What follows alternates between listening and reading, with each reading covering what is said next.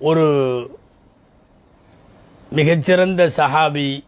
இவரெல்லாம் நபித்தோழராக ஆகுவாரா என்று நாம் எதிர்பார்க்காத அளவுக்கு அல்லாஹ் அந்த வாய்ப்பை அவர்களுக்கு கொடுத்தான்.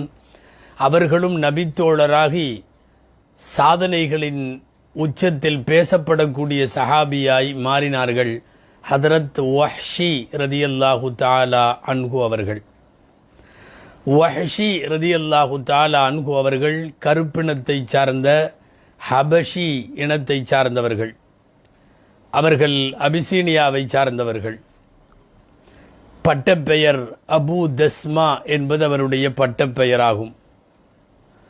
துஐமா என்பவருக்கு அடிமையாக இருந்தார்கள், அல்லது ஜுபைர் இப்னு முத்இம் ரதியல்லாஹு அன்ஹு அவருக்கு அடிமையாக இருந்தார்கள். இந்த இரண்டாவது கருத்தே அதிகமான கிதாபுகளில் தரவாக தகவலாக